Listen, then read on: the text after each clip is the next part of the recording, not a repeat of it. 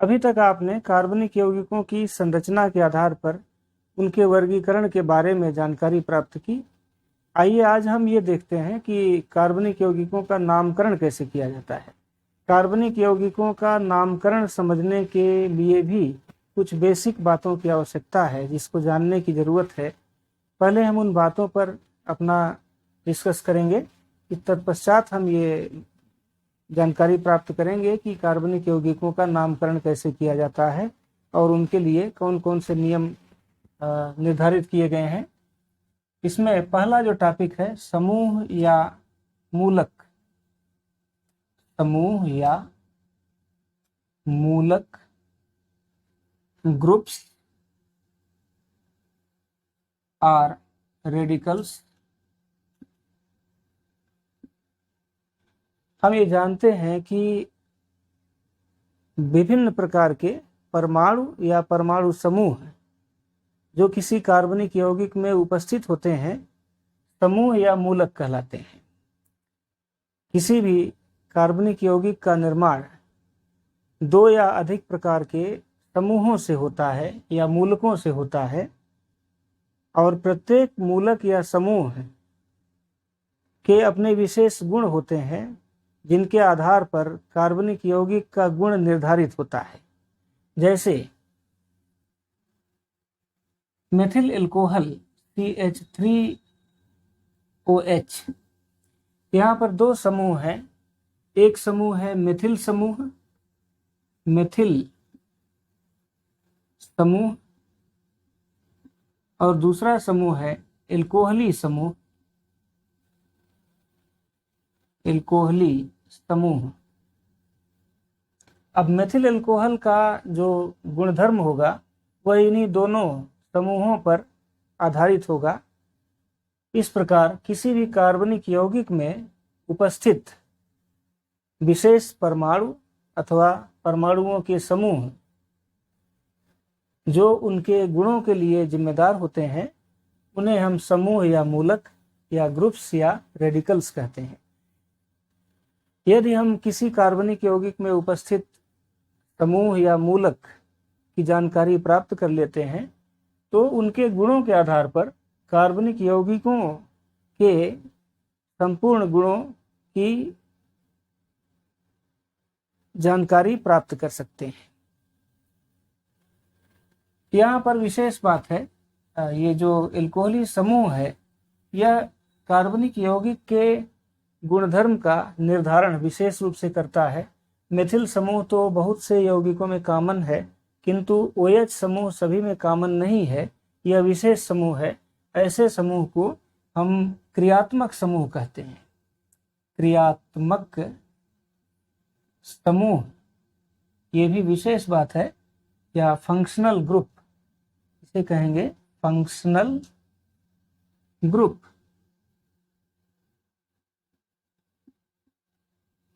Functional group क्रियात्मक समूह किसे कहते हैं? ऐसे परमाणु या परमाणुओं के समूह जो किसी कार्बनिक यौगिक के गुणधर्मों के लिए उत्तरदायी होते हैं उन्हें हम क्रियात्मक समूह कहते हैं। अनेक प्रकार के क्रियात्मक समूह कार्बनिक यौगिकों में मिलते हैं। जैसे यह देखा गया एथिलीन या एल्कीनों में C डबल बॉन्ड C, एल्काइनों में C ट्रिपल बॉन्ड C, एल्कोहलों में हाइड्रॉक्सिल समूह या एल्कोहली समूह, एल्डिहाइडों में CHO समूह, कीटोनों में CO समूह, और एसिड में कार्बोक्सिलिक अम्लों में COOH समूह, या इसी को ऐसे भी लिखते हैं COOH समूह। इसे COOH नहीं पढ़ते क्योंकि यहाँ पर दो समूह हैं CO और OH। ये एल्कीन के लिए है, एल्कीन। ये एल्काइन के लिए ट्रिपल बॉन्ड अगर है दो कार्बन परमाणुओं के बीच में तो ऐसे समूह को कहेंगे एल्काइन, या OH यदि उपस्थित है तो इसको कहेंगे एल्कोहल। एल्कोहलों में OH समूह या हाइड्रॉक्सिल मूलक उपस्थित होता है। CHO ये एल्डिहाइड समूह है, एल्डिहाइडों में पाया जाता है, एल्डिहाइड समूह। या कीटोनों में देखा गया CO समूह, इसको हम, क्योंकि ये कीटोनों में उपस्थित होता है और इसको कहते हैं एसिल या कार्बोनिल समूह, कार्बोनिल समूह। ये कार्बोक्सिलिक अम्लों में उपस्थित होता है तो इसको कार्बोक्सिलिक एसिड समूह कहते हैं। यहाँ पर लिख रहे हैं कार्बोक्सिलिक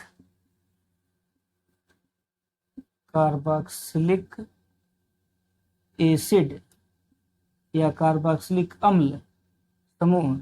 एसिटिक अम्ल सिरके में जो पाया जाता है उसमें COOH समूह उपस्थित होता है। तो यह देखा गया कि कार्बनिक यौगिकों में कुछ विशेष प्रकार के परमाणु या परमाणुओं के समूह उपस्थित होते हैं जो उनके भौतिक और रासायनिक गुणधर्मों के लिए उत्तरदायी होते हैं। ऐसे परमाणु या परमाणु समूहों को हम क्रियात्मक समूह कहते हैं। ये कार्बनिक यौगिकों के गुणधर्मों के निर्धारण हेतु बहुत महत्वपूर्ण होते हैं। इसके पश्चात हम कार्बनिक यौगिकों की सजातीय श्रेणी पर चर्चा करेंगे। कार्बनिक यौगिकों की सजातीय श्रेणी।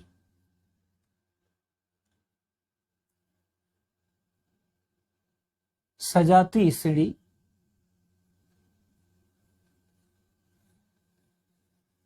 कहीं कहीं लिखा हुआ है समजातीय श्रेणी या इंग्लिश में होमोलॉगस सीरीज।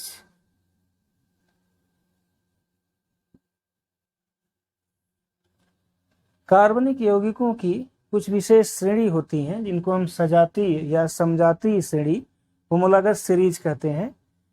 यह देखा गया कि सजातीय श्रेणी के सभी सदस्यों के क्रियात्मक समूह समान होते हैं। जैसे एल्कोहल श्रेणी है तो एल्कोहलों की एक सजातीय श्रेणी होती है। एल्कीन है, एल्कीनों की एक सजातीय श्रेणी होती है। Alkane, alkene, alkyne, alcohol, alkyl halide, aldehyde, ketone, carboxylic अम्ल, एस्टर, एमीन, बहुत से कार्बनिक यौगिकों की सजातीय श्रेणी है। यहाँ पर हम एक दो की चर्चा करेंगे।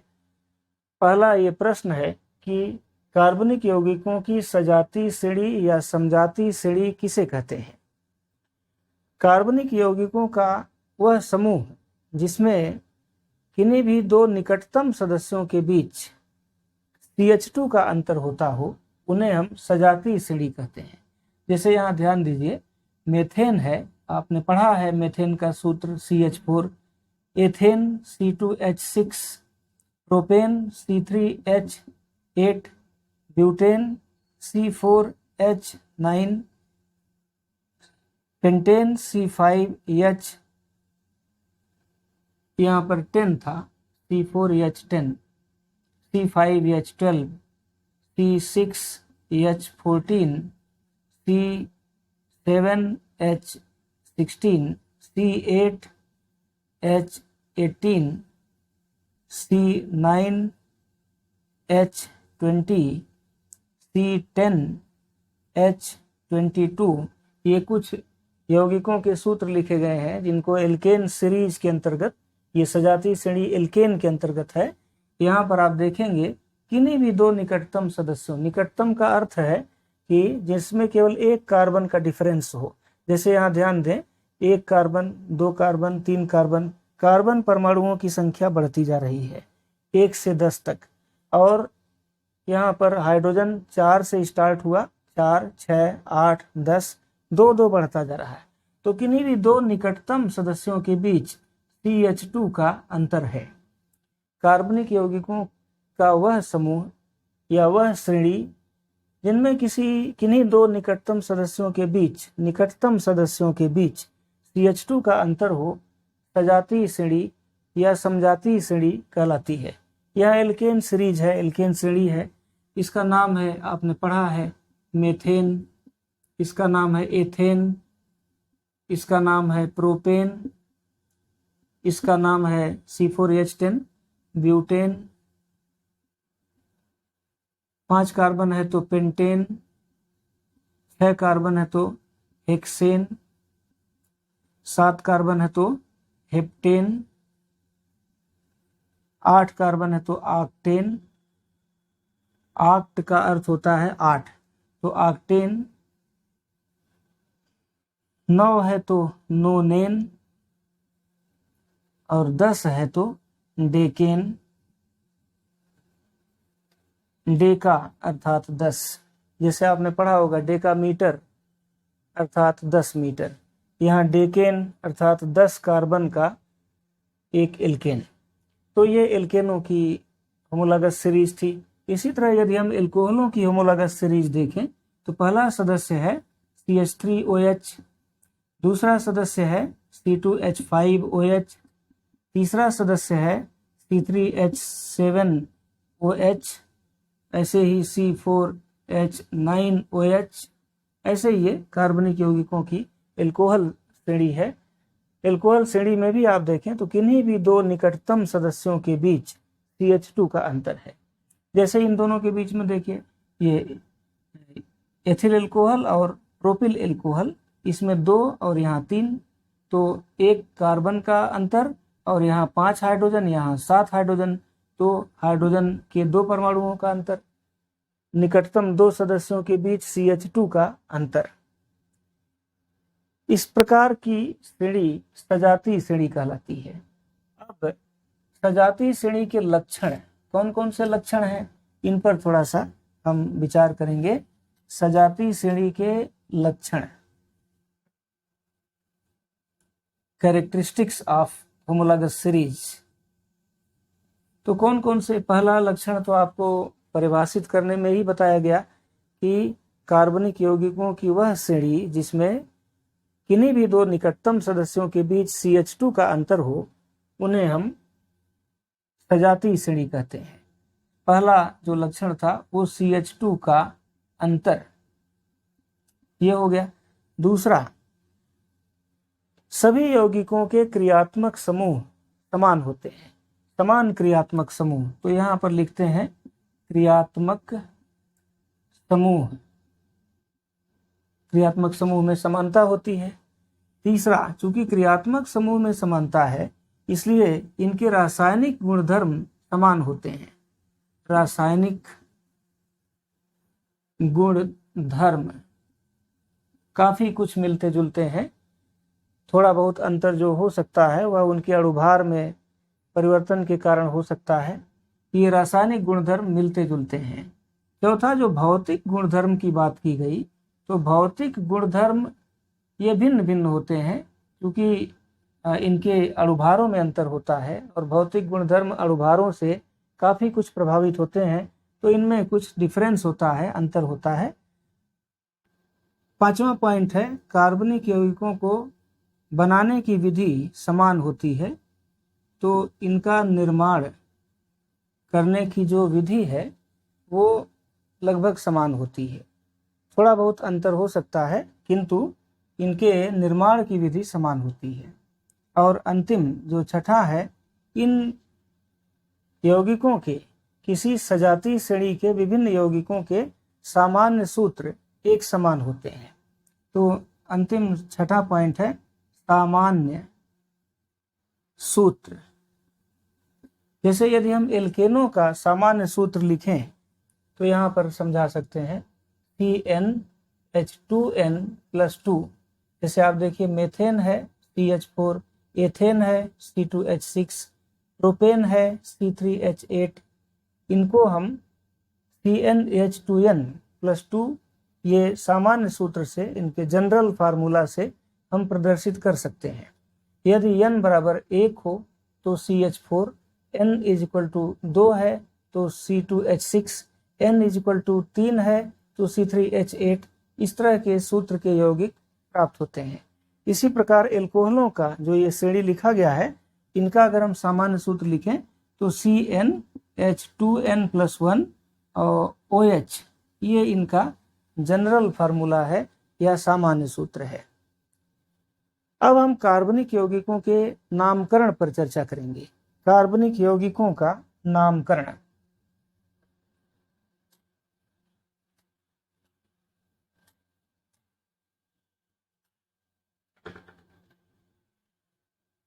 कार्बनिक यौगिकों का नामकरण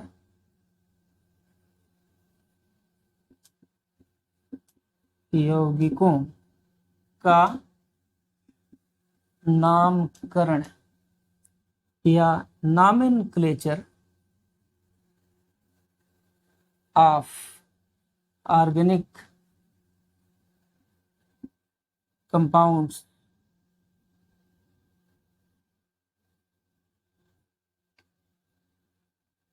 कार्बनिक यौगिकों के नामकरण की दो पद्धतियां प्रचलित हैं। पहली जो है वो ट्रिवियल या निरर्थक पद्धति है और दूसरी पद्धति IUPAC पद्धति है। तो इसमें पहली पद्धति है निरर्थक पद्धति।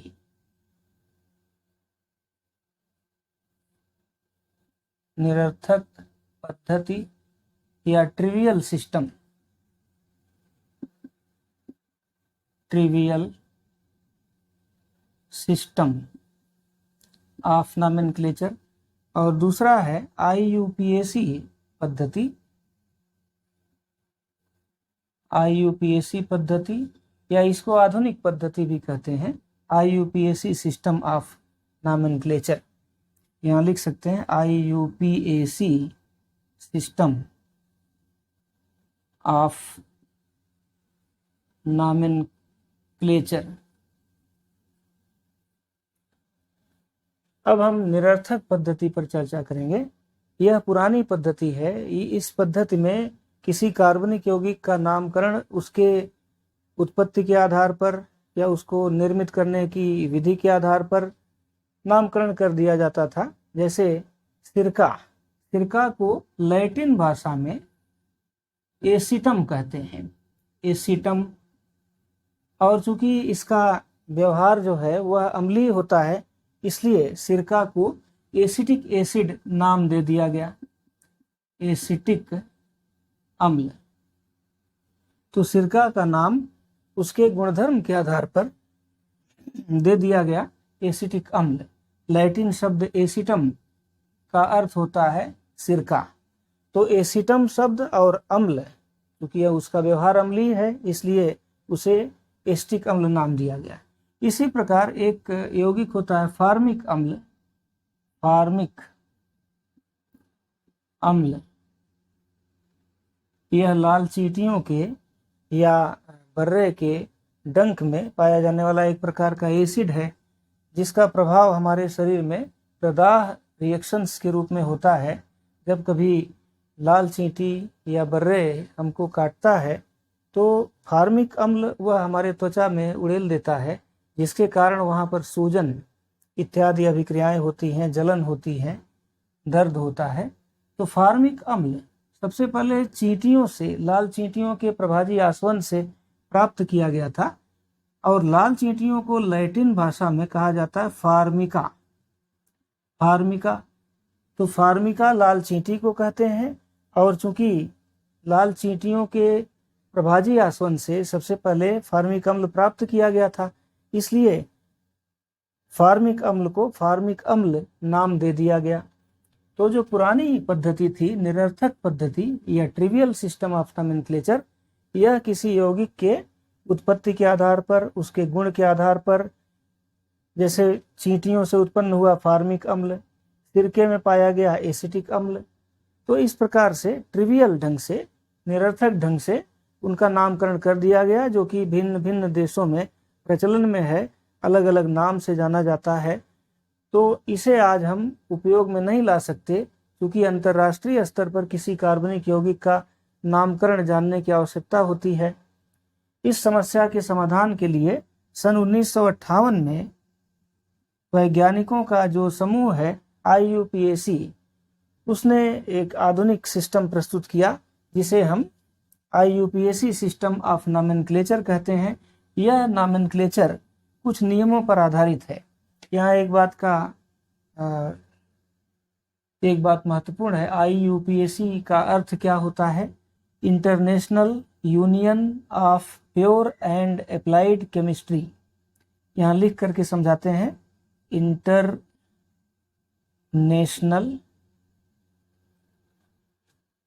union of pure and applied chemistry। ये IUPAC एक प्रकार का वैज्ञानिकों का संघ है, यूनियन है, जो केमिस्ट्री के लिए बहुत से नियम बनाता रहता है, समय समय पर उसमें संशोधन करता रहता है, जो प्रकाशित किया जाता है। तो IUPAC ने सबसे पहले नामकरण की जो पद्धति प्रस्तुत की 1958 में, उसे IUPAC सिस्टम ऑफ नॉमेनक्लेचर कहा जाता है। कार्बनिक यौगिकों के नामकरण की IUPAC पद्धति कुछ नियमों पर आधारित है, जिसमें प्रमुख नियम ये है कि किसी भी कार्बनिक यौगिक का नाम दो शब्दों से मिलकर बना होता है, जिसमें पहले शब्द को हम पूर्व लग्न अर्थात जो पहले लगता हो, इसे प्रीफिक्स कहते हैं, और दूसरा जो नाम है वो सफिक्स है, ये अनुलग्न है। अनुलग्न या सफिक्स ये वास्तव में उपसर्ग और प्रत्यय है। ये जो पूर्वलग्न है ये उपसर्ग है और अनुलग्न वास्तव में प्रत्यय है। जो पहले लगता है वो पूर्वलग्न, जो बाद में लगता है वो अनुलग्न। जैसे मेथेन जो नाम आप सुनते हैं, मेथेन यह नाम दो शब्दों से मिलकर बना है। पहला शब्द है मेथ और दूसरा शब्द है एन। ये मेथ जो है ये कार्बन की संख्या के आधार पर, तो यहाँ पर पूर्वलग्न कार्बन की संख्या के आधार पर संगत एल्केनों के नाम के आधार पर रखा जाता है, जबकि जो सफिक्स है अनुलग्न है वो किसी श्रेणी क्रियात्मक समूह के आधार पर उनके श्रेणी अनुलग्न अलग अलग होते हैं जो निर्धारित किए गए हैं। हम यहाँ पर कुछ उदाहरण लेकर के श्रेणी का पूर्वलग्न, अनुलग्न और उनका पूरा नाम समझाएंगे। आपको कुछ जो महत्वपूर्ण यौगिकों की श्रेणियां हैं उन्हीं पर हम चर्चा करेंगे। तो एक एक करके आप कुछ श्रेणियों के बारे में यहाँ देखें। पहला है एल्केन। एल्केन किसे कहते हैं? एल्केन संतृप्त हाइड्रोकार्बनों को एल्केन कहते हैं। जैसे आप देखें मेथेन है CH4, ये कार्बन की चारों संयोजकताएं सिंगल बॉन्ड द्वारा संतृप्त हैं। इसी तरह एथेन CC, ये सभी संयोजकताएं कार्बन की, यहाँ पर चूंकि एक संयोजकता तो कार्बन से जुड़ी है किंतु सभी संयोजकताएं हाइड्रोजन से संतृप्त हैं। इन यौगिकों में कहीं पर डबल बॉन्ड या ट्रिपल बॉन्ड नहीं है, ये संतृप्त हाइड्रोकार्बन कहलाते हैं। तो मेथेन, एथेन। यदि हम कुछ यौगिकों का सूत्र लिखें, ये तो समझाने के लिए था। सूत्र है यौगिक, सूत्र है CH4 C2H6 C3H8 C4H10। इनका जो ट्रिवियल नाम है वो भी यही है, मेथेन, एथेन, प्रोपेन, ब्यूटेन। और इनका जो IUPAC नाम है, IUPAC नाम, यह मैंने पहले ही बताया कि दो नामों से मिलकर बना है। पहला जो पूर्वलग्न है वो है मेथ और श्रेणी अनुलग्न है n is equal to methane. ऐसे ही दो कार्बन है तो इसके लिए शब्द आता है एथ और प्लस एन श्रेणी अनुलग्न इज इक्वल टू एथेन।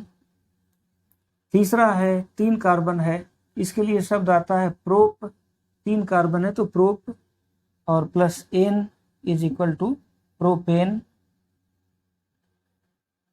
चार कार्बन है तो इसके लिए शब्द आता है ब्यूट और प्लस श्रेणी अनुलग्न ane is equal to butane.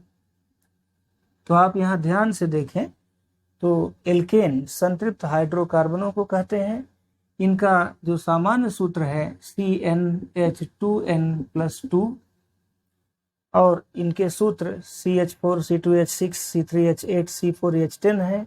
इनका नामकरण करने में कार्बन की संख्या के आधार पर श्रेणी अनुलग्न मेथ, एथ, प्रोप, ब्यूट इत्यादि में ये पूर्व लग्न था, श्रेणी अनुलग्न एन जोड़ दिया जाता है। इस प्रकार इनका नाम मेथेन, एथेन, प्रोपेन, ब्यूटेन इत्यादि प्राप्त होता है। एल्कीन श्रेणी की बात करें, दूसरा, ये तो पहला था एल्केन, अब दूसरा बताएंगे एल्कीन।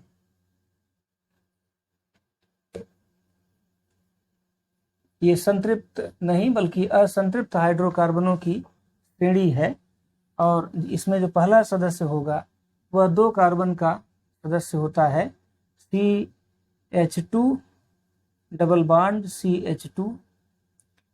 दूसरा सदस्य है CH3CH double bond CH2।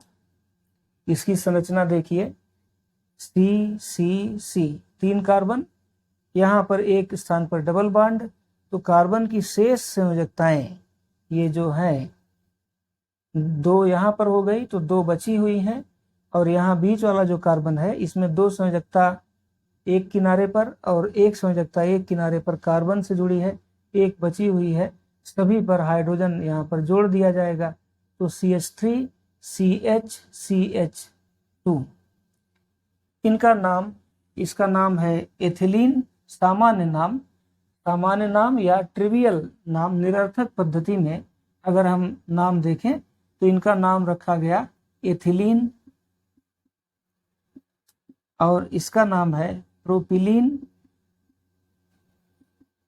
4 carbon होता तो ब्यूटिलीन, और इसका IUPAC नाम कार्बन की संख्या के आधार पर सबसे पहले पूर्व लग्न रखेंगे, तो यहाँ पर 2 कार्बन है तो एथ, 3 कार्बन है तो प्रोप, और श्रेणी अनुलग्न के रूप में इसमें इन शब्द लिखा जाता है, तो इसका नाम हो गया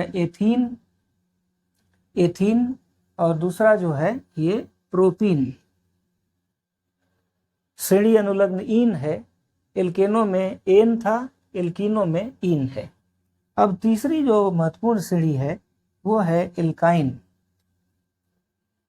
तीसरी श्रेणी है एल्काइन। ये भी असंतृप्त हाइड्रोकार्बनों की एक श्रेणी है जिसमें कार्बन कार्बन ट्रिपल बॉन्ड होता है, C ट्रिपल बॉन्ड C, तो एक एक संयोजकताएं यहाँ पर खाली हैं, CH ट्रिपल बॉन्ड CH। यदि हम दूसरा यौगिक लिखें तो लिख सकते हैं CH3 single bond C triple bond CH। ये एसिटिलीन है, इसका नाम है मेथिल एसिटिलीन। अगर हम ट्रिवियल नॉमेनक्लेचर करें निरर्थक पद्धति में तो इसको कहते हैं एसिटिलीन, और यहाँ पर जो ये 3 कार्बन का सदस्य है इसको नाम रखा जाता है मेथिल एसिटिलीन। वास्तव में जिन यौगिकों में ट्रिपल बॉन्ड होता है उन्हें हम एसिटिलीन्स, प्लूरल में एसिटिलीन्स कहते हैं, तो एसिटिलीन, मेथिल एसिटिलीन। अब इनका जो IUPAC नाम है वह 2 शब्दों से मिलकर बना होगा, जैसे एल्कीन में आपने पढ़ा 2 कार्बन प्रोप, तो यहाँ पर पूर्व लग्न के रूप में एथ, ETH एथ, और 3 कार्बन है तो प्रोप, और इसमें अनुलग्न के रूप में YNE आइन ये लिख दिया जाता है।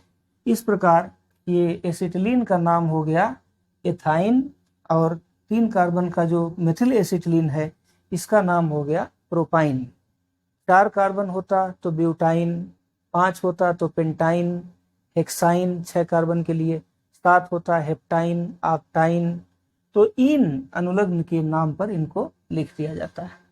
अब एल्कीन और एल्काइनों का, चूंकि यह असंतृप्त हाइड्रोकार्बन है, यहाँ 2 हाइड्रोजन कम था संतृप्त हाइड्रोकार्बनों से, यहाँ पर 4 हाइड्रोजन कम है, तो इनका सामान्य सूत्र CnH2n होता है, जबकि इनका सामान्य सूत्र एल्काइनों का CnH2n-2 होता है। आपको यहाँ पर याद करना पड़ेगा या फिर इनकी संरचना के आधार पर इन्हें समझने का प्रयास करें कि इनका सामान्य सूत्र एल्कीनों का CnH2n और एल्काइनों का CnH2n-2 होता है। नेक्स्ट एल्कोहल, ये 3 हो गया। चौथा जो सदस्य, चौथी श्रेणी है वो है महत्वपूर्ण श्रेणी एल्कोहल की। एल्कोहल किसे कहते हैं? ऐसे कार्बनिक यौगिक जिसमें OH समूह क्रियात्मक समूह के रूप में उपस्थित होता है, उन्हें हम एल्कोहल कहते हैं। एल्कोहलों को हम ROH सूत्र से दिखा सकते हैं। R यहाँ पर एल्किल ग्रुप है, CH3 CH2 CH3 मिथिल समूह, या C2H5 एथिल समूह, C3H7 प्रोपिल समूह। इस प्रकार से एल्किल समूह R को दिखा सकते हैं। इन सभी में अगर OH जुड़ गया, जैसे CH3OH methyl alcohol, C2H5OH ethyl alcohol, C3H7OH propyl alcohol, तो एल्कोहलों का ये सामान्य प्रदर्शन था। इनका जो सामान्य सूत्र होगा वो होगा CnH2n+1OH, ये सामान्य सूत्र है। और कुछ यौगिकों का अगर हम सबसे सरल यौगिक देखें तो CH3OH अभी यहाँ समझा रहा था, या C2H5OH 3 कार्बन का C3H7OH। तो इन यौगिकों का जो ट्रिवियल नाम था, इसका नाम है मेथिल एल्कोहल या एथिल एल्कोहल, प्रोपिल एल्कोहल। यहाँ लिखते हैं ट्रिवियल नाम मेथिल एल्कोहल। दूसरा एथिल, ये C2H5 को एथिल समूह कहते हैं, तो C2H5OH एथिल एल्कोहल 3 कार्बन है। प्रोपिल, इसको नाम देते हैं प्रोपिल एल्कोहल। और यदि हम IUPAC पद्धति में नाम देखें तो कार्बन की संख्या के आधार पर इनका पूर्वलग्न मेथ, एथ, प्रोप ये नाम, और इसमें श्रेणी अनुलग्न मेथेन, ये जो इनका संगत एल्केन था, 1 कार्बन का संगत एल्केन मेथेन, 2 कार्बन का एथेन, 3 कार्बन का प्रोपेन, तो मेथेन, एथेन, प्रोपेन। और इसी में आल, ये अनुलग्न जोड़ देंगे प्लस आल, प्लस OL आल, तो पढ़ेंगे मेथेनॉल। मेथिल एल्कोहल का IUPAC पद्धति में नाम होगा मेथेनॉल। इसका नाम C2H5OH ethyl alcohol ethanol, 3 carbon का प्रोपेनॉल। इस तरह से एल्केनॉल, मेथेनॉल, एथेनॉल, प्रोपेनॉल, ये IUPAC पद्धति में इनका नामकरण कर दिया जाता है। इसके पश्चात एल्कोहल के बाद अगर हम कीटोन की बात करें, चौथा जो 5वां जो बहुत महत्वपूर्ण समूह है वो है कीटोन।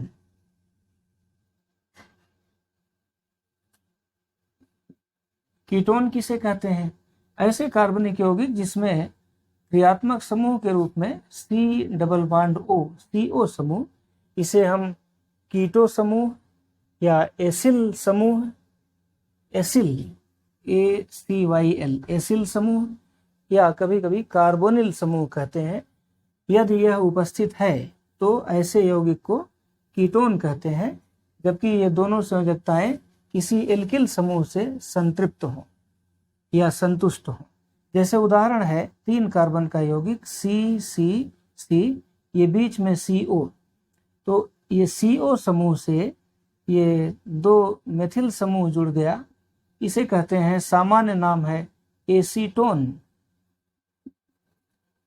एसीटोन आपने सुना होगा, nail polish remover, nail polish को साफ करने के लिए या नेल पॉलिश सूख जाए तो उसको घोलने के लिए एसीटोन का प्रयोग करते हैं। नेल पॉलिश का डाइल्यूटर और इसका नाम जो IUPAC सिस्टम में होगा, क्योंकि 3 कार्बन का यौगिक है तो 3 कार्बन का संगत एल्केन प्रोपेन, और इसमें जो श्रेणी अनुलग्न है वो ओन है, तो प्रोपेन PANE, इसमें से ई अक्षर हटाकर और ओन अनुलग्न जोड़ देंगे तो इसका नाम हो जाएगा बराबर प्रोपेनोन। प्रोपेनोन, एसीटोन का नाम प्रोपेनोन। 4 कार्बन होता तो ब्यूटेनोन, 5 कार्बन होता पेंटेनोन या एल्केनोन। क्योंकि एल्केन से डिराइव्ड हैं ये, इसको कार्बन की संख्या के आधार पर एल्केनोन कहेंगे। और 3 कार्बन से कम इसमें हो भी नहीं सकता, क्योंकि ये CO समूह में 2 संयोजकताएं खाली हैं जो दोनों एल्किल समूहों से संतृप्त हैं, तो कम से कम 3 कार्बन का ही कीटोन संभव है। अगला जो यौगिक है, यौगिकों का जो सीरीज है, 5वां हो गया, छठा एल्डिहाइड। छठा जो है वो है एल्डिहाइड। RCHO सूत्र के यौगिकों को एल्डिहाइड कहते हैं, और एल्डिहाइडों में जो ये R है, अगर हम R को H से रिप्लेस कर दें तो सूत्र हो जाएगा HCHO, या एक कार्बन यहाँ रख दें तो CH3CHO, 2 कार्बन C2H5CHO, ये एल्डिहाइड के सूत्र हो सकते हैं। इनका यदि हम ट्रिवियल या निरर्थक पद्धति में नाम देखें तो ये है फार्मेल्डिहाइड, 1 कार्बन का यौगिक है, इसे कहते हैं फार्मेल्डिहाइड। फार्मेल्डिहाइड, या दूसरा है एसेटल्डिहाइड। एसेटल्डिहाइड 3 कार्बन है तो प्रोपियोनल्डिहाइड। प्रोपियोनल्डिहाइड, ये ट्रिवियल नॉमेनक्लेचर है, लेकिन इनका IUPAC नाम कार्बन की संख्या के आधार पर मेथ, एथ, प्रोप, ब्यूट इत्यादि में, जैसे जो संगत एल्केन होता तो उसको लिखते हैं मेथेन, 1 कार्बन का मेथेन। इसमें मेथेन में से ई अक्षर हटाकर ये अनुलग्न बना दे, पूर्वलग्न बना देते हैं, और इसमें AL अनुलग्न जोड़ देते हैं तो हो जाएगा इज इक्वल टू मेथेनेल।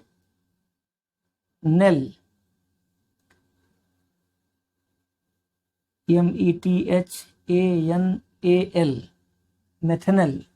2 कार्बन होता तो एथेनल, 3 कार्बन होता तो प्रोपेनल। इस तरह से alkanal, alkane plus L is equal to alkanal, इनका IUPAC नाम रख दिया जाता है।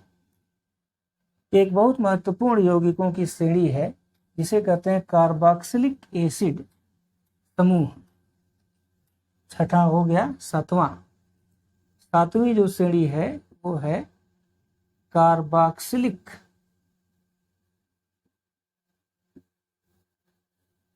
अम्ल समूह। इन यौगिकों में देखा गया कि RCOOH सूत्र के यौगिकों को कार्बोक्सिलिक अम्ल कहा जाता है। ये वास्तव में कार्बनिक अम्ल होते हैं। इसमें R एल्किल समूह है, मेथिल, एथिल, प्रोपिल, और बाकी COOH। आपको इसका स्ट्रक्चर दिखा दें तो ऐसे लिख सकते हैं RCO और ये OH। इस प्रकार के RCOH सूत्र के यौगिकों को कार्बोक्सिलिक अम्ल कहा जाता है। जो सबसे सरल कार्बोक्सिलिक अम्ल है HCOOH, दूसरा है CH3COOH, तीसरा है C2H5COOH। तो इनका जो ट्रिवियल नाम, निरर्थक पद्धति में सामान्य नाम होगा वो होगा फार्मिक अम्ल। ये सामान्य नाम किसी नियम पर आधारित तो है नहीं, ये केवल इनकी उत्पत्ति के आधार पर या गुण के आधार पर इनका नाम रख दिया जाता है। तो फार्मिक अम्ल या फार्मिक एसिड, इसका नाम है एसिटिक अम्ल, एसिटिक अम्ल सिरके का अम्ल। और ये 3 कार्बन का प्रोपियोनिक अम्ल, इसे कहते हैं प्रोपियोनिक अम्ल। IUPAC पद्धति में इनका नामकरण करने में कार्बन की संख्या देखते हैं, 1 कार्बन, 2 कार्बन, 2, 1, 3 कार्बन। तो कार्बन की संख्या के आधार पर इनका संगत एल्केन का नाम लिखते हैं। जैसे 1 कार्बन है तो लिखेंगे मेथेन, और इस एल्केन में से ई अक्षर हटाकर इसमें श्रेणी अनुलग्न ओइक एसिड जोड़ देते हैं। ये मेथेन जो है ये इसका पूर्वलग्न है, जबकि ओइक एसिड ये इसका श्रेणी अनुलग्न है। तो फार्मिक अम्ल का IUPAC नाम क्या हो जाएगा? मेथेनोइक अम्ल, इसे कहेंगे मेथेनोइक एसिड। इसी प्रकार 2 कार्बन है तो एथेनोइक एसिड, इसको लिखेंगे एथेनोइक एसिड। 3 कार्बन का यौगिक है तो कहेंगे प्रोपेन। 3 कार्बन का एल्केन होता तो कहते प्रोपेन, तो प्रोपेनोइक एसिड इसका IUPAC पद्धति में नाम हो जाएगा। आपको कुछ सरल यौगिकों के सूत्र बताए गए, उनका IUPAC नाम बताया गया, और उसी के साथ साथ उनका सामान्य या निरर्थक पद्धति में भी नामकरण बताया गया। इसके पश्चात कार्बनिक यौगिकों के गुणधर्मों के बारे में और एथिल अल्कोहल तथा एस्टिक एसिड के गुणधर्म और निर्माण की विधि इत्यादि के बारे में आपको अगले वीडियो लेक्चर में बताया जाएगा। आज के लिए इतना ही, धन्यवाद।